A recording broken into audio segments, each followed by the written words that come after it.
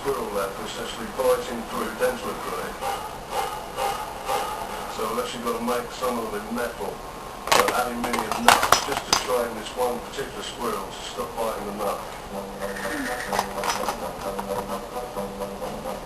Another one of the gags we have to do besides actually showing the nut is the squirrel has to tap the nut so that he can listen to it and tell whether it's a good nut or a bad nut.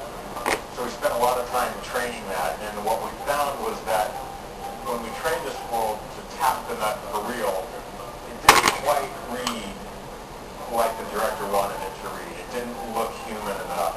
So we've come up with a clever little idea where we've got this nut mounted on this stick, and the squirrel will come and pick the nut up, and as he's tapping it, we can manipulate it a little bit to make it look a little bit more human. By nature, they don't want to sit there and hold it while it's moving and being manipulated like that. They don't want to necessarily keep their hands on it. So that was quite a bit of training to get them to do that.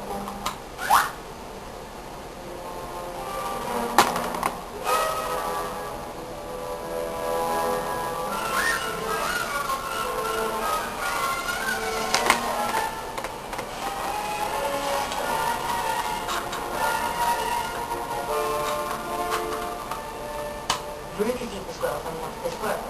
And Barbara says no, and says Mr. Wonka. So she goes in and gets from the back. Except the squirrel pat and bumps her down the hole.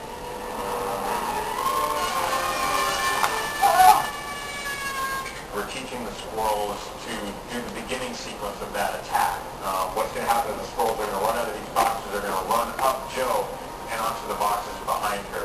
When we actually shoot it, we're going to use a stunt woman that is going to double our galactic squirrel Veruca, and she's actually probably going to fall down with squirrels.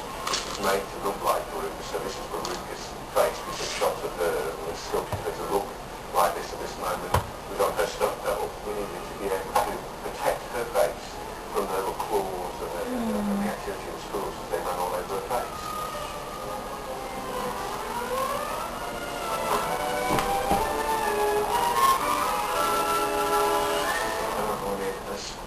Jumped on me. If you ever had a squirrel jump on you, not a feeling I want to feel too much in my life, but it helped create the sequence because it's quite a spooky, strange sensation, which I think we were able to use in the sequence. The script actually calls for about 200 squirrels to be in this nut sorting room. So we've got 40 squirrels, and through a lot of Hollywood magic, we're going to make it look like it is 200 squirrels. It was a mixture of real squirrels, puppet squirrels, some CG squirrels. So, but we always tried to mix it up so we never relied on one technique.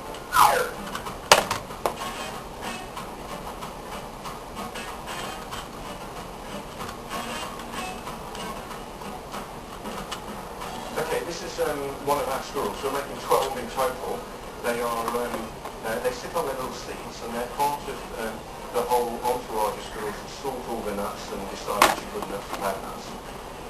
The idea is that most of the shots we will probably have a real squirrel in the foreground doing an action, and then several animatronics in the background repeating the action. One of the reasons for using animatronics is because they don't mind doing it over and over and over again, they don't complain. The disadvantage is obviously they're never going to be as real as a real squirrel, so mixing and matching is a good way to go. Don't touch that squirrel's nuts. You'll make him crazy. We're playing an intermediate role between the real squirrels and CGI squirrels. We had the one sequence of shots where they run across the floor and jump onto the girl. And that was something the squirrels turned out to be very good at. But once they landed on Veruca, that was the moment where we had to take over entirely CG, because there really isn't much you can do with the real squirrels. They're so fast. What we then had to do, obviously, was then keep developing the look of all of those shots so that they stay photorealistic, yet still hold the story to the audience, which was that this sort of swarm of squirrels had managed to pull her onto the ground, get underneath her, and then like a moving carpet, dragged her across the floor